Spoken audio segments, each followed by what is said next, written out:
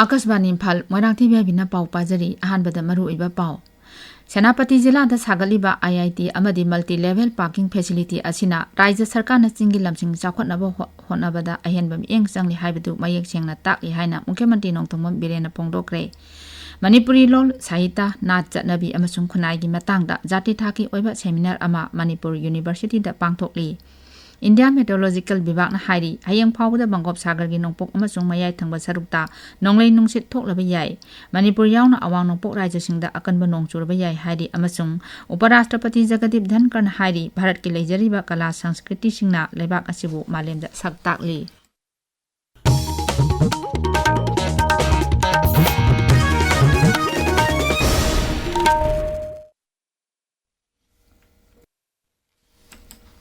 Senapati Jila ki mayang khangda sagaliba IIT amadi multi-level parking facility asina Rajya Sarkar na chingi lamsing chakhotnaba ahenba mi engchangduna hotnari haibadu takli haina Mukhyamantri Nongthom Birena Pongdokre wafam asi social media da thagalakpa warol amada Mukhyamantri na thamlakibani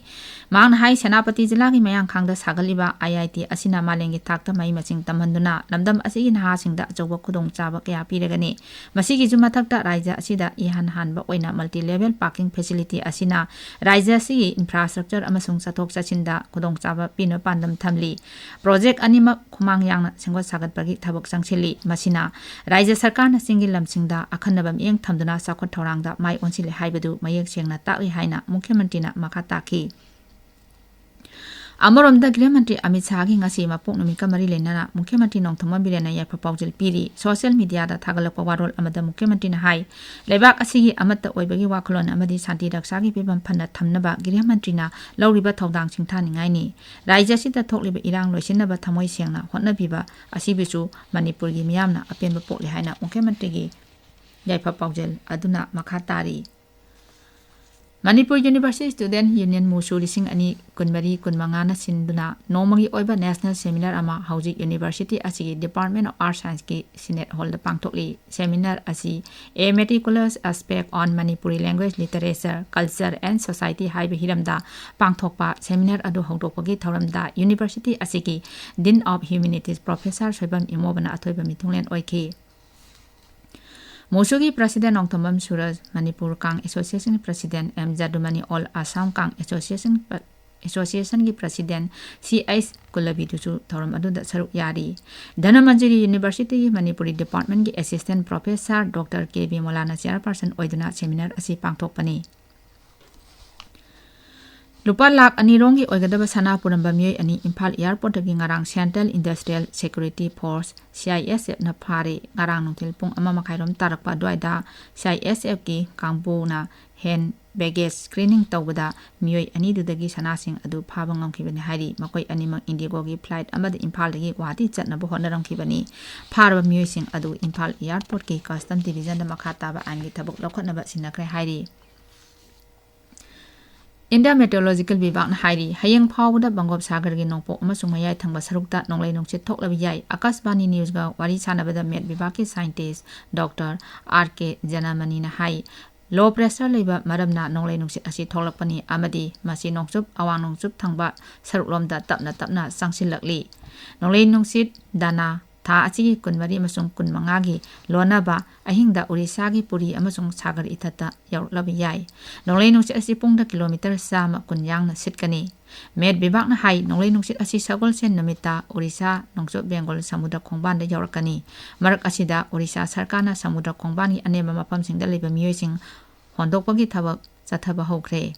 thaknabi ising yauna electric phanganaba thorang paikhatle NDRF ODRF AF amasung fire service ki team sing mi kanba amasung tengbang nabagi damak samudra khongbalom da sangsinkre nonglei nungsit danana tholakadaba amang ata sing thengnanaba sem sariba adugi matangda kendra gi cabinet secretary na Orissa gi chief secretary ga wari sanakre nongpok thangba amasung kha thangba peninsular lamdamda lakliba numit nini asida akanba nongchugani hari Orissa amasung Gangeti West Bengal gi mapung kyada red alert thokre Nagaland Mizoram Manipur amasung Tripura gi mapung kyada akanba nongchugani haina med bibak na makha tari tabiri ba paw cha Akashvani Imphal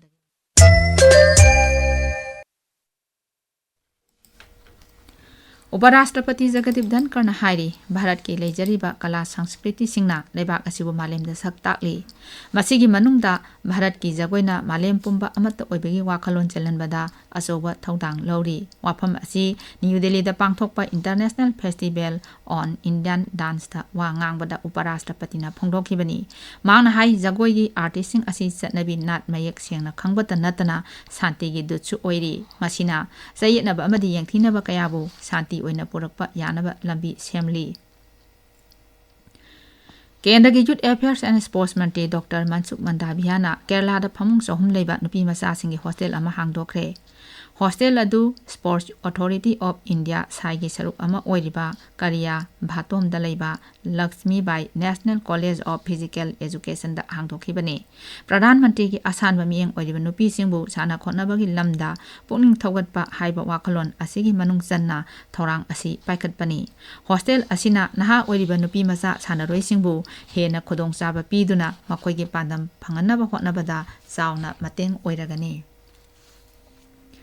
Andhra Pradesh की कोनुंग अमरावती दा ngasi हौदना नुमित निनी चथागदबा जाति थागी Amravati drone summit लिसिंग अनि कुनमरी राज्यदुगी मुख्यमंत्री N Chandrababu Naidu अमसुंग केंद्र की civil aviation मंत्री K Rammohan नायडूना हौदोकलगनी आंध्र प्रदेश ड्रोन कॉर्पोरेशन सिंधुना पांगथोकलिबा समिट असिदा डेलीगेट अमदी एग्जिबिटर लिसिंग अमा हेनबना सरुक यागनी ड्रोन पुथोकपा अमदी लाकदबा चेहिसिंगदा ओइरकदबा ड्रोन की टेक्नोलॉजी सिंगी मतांगदा खनदुना अनौबा प्लेटफॉर्म अमा सेंबा यावना ड्रोन इकोसिस्टम अमा सेंगतनबगी वाखलोंदा समिट असि पांगथोकपनी समिट असिगी मनुंग चन्ना लेबाक असिगी ख्वाइदगी चावा ड्रोन शो ओइना चौराकना ड्रोन लिसिंग मंगा हेनबना विजयवादागी कृष्ण तुरेलगी मथक्ता मखोइगी हैसिंगबसिंग उटकनी गृह मंत्री अमित शाह ngasi गुजरात के गांधीनगर दा लेबा महात्मा मंदिर दा 13 सुबा ऑल इंडिया सिविल डिफेंस अमसुंग होमगार्ड के मिफम हौदोकलगनी गृह मंत्रीना आनंद पांगथोकदबा नेशनल डेयरी डेवलपमेंट बोर्ड लिंखटकीबगी हुंफु सुबा कॉमन थोरम दजु सरुक यागनी मिफम असिदा सिविल डिफेंस अमसुंग होमगार्ड की मकोक थोंबा ऑफिशियल सिंग सरुक यागनी सीट चनी मरपुनी पानलेबा महाराष्ट्र विधानसभा मिखलगी नोटिफिकेशन ngasi थोखरे मथंग थागी कुंदा पोट थादनगदोरिबा असिगिदमक मिरेपसे पिसिनबगी अरोइबा नुमित थासिगी कुनमापनी मथंग नुमित स्क्रूटिनी पांगथोकलबा मतुंग नवेंबर 3 दा मिरेपसे लौथोकपगी अरोइबा नुमितनी नवेंबर 12 दा वोट मसिंग थीगनी झारखंड विधानसभा मिखलगी बोट खोंबगी थबक कनखले सीट मरफुमाथोय लेबा राज्य विधानसभा मिखल तांकक अनि थोंगना बोट थादनगनी मथंग थागी कुंदा boat थादनगदौरिबा अनिसुबा तांककी notification ngasi थोखरे scrutiny थासी कुंथादा पांगथोकनी मिरेपसे लौथोकपगी अरोइबा नुमिना November अमनी अहानबा तांककना मथंग थागी 19 दा बोट थादनगनी नोंगचु बेंगल की मुख्यमंत्री कुमारी ममता बनर्जीना खोंजंग संगसिलिबा जूनियर डॉक्टर सिंगा ngarang स्टेट सेक्रेटरिएट उनखरे उनबदुदा आरजी कौर मेडिकल कॉलेज वाथो की मतंगदा वाफम कया खनबग लोइनना लेखिदबी जूनियर डॉक्टर अदुदा अचुंबा बिचार फंगनबिनबा तक्सिनखी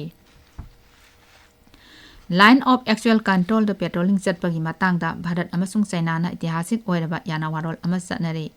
मपान थोर मंत्री डॉक्टर एस जयशंकर हाई चाइनागा ताइनबा लाइन ऑफ एक्चुअल कंट्रोल द इंग्लिशिंग अनि कुंदा चटनरबा पेट्रोलिंग मखाताना चथरगनी अरोइबदा मरुइबा पाव अमो सेनापति जिला दा सागलिबा आईआईटी अमदी मल्टी लेवल पार्किंग फैसिलिटी असिना राज्य सरकार न सिंगी लमसिंग साखोतनबा अहेनबम एंग चंगली हाइबदु मयेक सेंगना ताकली हाइना मुख्यमंत्री नोंथोंबा बिरेना फोंदोखरे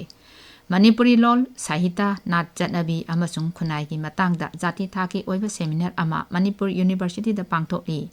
इंडिया मेट्रोलॉजिकल विभाग हाइरी हयंग फावबदा मंगोब सागर की नोंपोक अमसुंग मयाई थंगबा सरुकता नोंगलै नुंगचेत थोकलबी याई मणिपुर यावना अवांग नोंपोक राज्यसिंगदा अकनबा नोंग चुरबा याई हाइरी अमसुंग उपराष्ट्रपति जगदीप धनखड़ना हाइरी भारत की लेजरिबा कला संस्कृति सिंगना लेबाक असिबु मालेमदा सक ताकली पाव लेजरे।